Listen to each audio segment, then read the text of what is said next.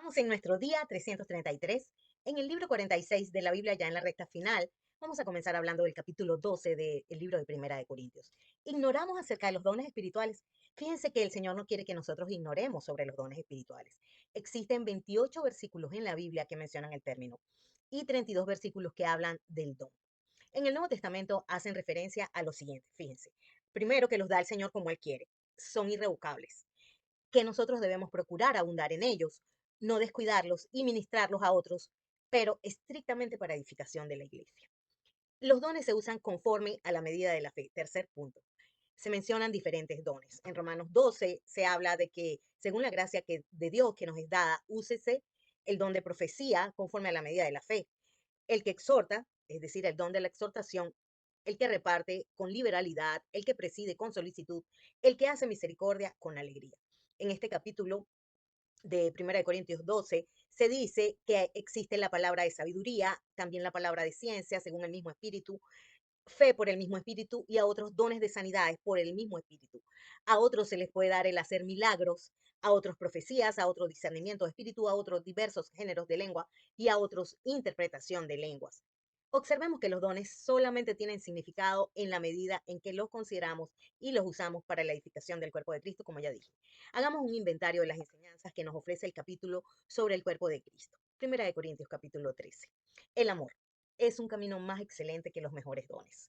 Hemos considerado esta verdad. Yo he escuchado mucha gente diciendo, yo quisiera tener el don tal, a mí me gustaría tener el don tal, pero verdad que yo no he escuchado a nadie diciendo que quisiera tener más amor. Y el Señor dice que es un camino más excelente que incluso el de los dones. ¿Qué somos nosotros sin amor? Examinemos nuestra vida a la luz de la palabra y hagamos frutos dignos de arrepentimiento. ¿Cuál debe ser nuestra esperanza? Y ahora vemos por espejo, dice el verso 12, oscuramente, mas entonces veremos cara a cara, ahora conozco en parte, mas entonces conoceré como soy conocido. 1 Corintios 14, deseen ardientemente los dones espirituales, pero deseen aún más ardientemente profetizar. Es necesario profetizar, enseñar la palabra. Profetizando hablamos su palabra en nombre de Dios. Procuren profetizar, procuren hablar la palabra, hablar en nombre de Dios. No se refiere solo a eventos futuros, aunque sí hay profecías en la Biblia que se refieren a eventos futuros, pero el término profetizar está referido a la enseñanza de la palabra. Observemos lo que sucede cuando, según nos enseña el Señor, cuando nosotros profetizamos su palabra, es decir, cuando la enseñamos. Se edifica la iglesia, se habla a los hombres para exhortación, para consolación.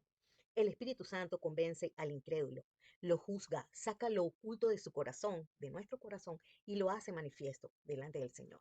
La profecía es una señal dirigida a los creyentes. Si todos profetizan, los incrédulos o los indoctos serán juzgados y convencidos. Veamos lo que dice el capítulo sobre el hablar en lenguas. Al igual que los demás dones espirituales, son para edificación de la iglesia. Es el don de lenguas para edificación de la iglesia. No habla a los hombres, sino a Dios, porque el Espíritu habla misterios. Mayor es el que profetiza que el que habla en lenguas.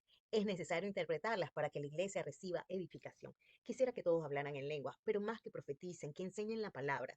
Hablar en lenguas no aprovecha. Si no hay revelación, no aprovecha el hablar en lenguas. Si no hay ciencia, si no hay profecía y si no hay doctrina, no aprovecha. Las lenguas son por señal, no a los creyentes, sino a los incrédulos, pero la profecía no a los incrédulos, sino a los creyentes.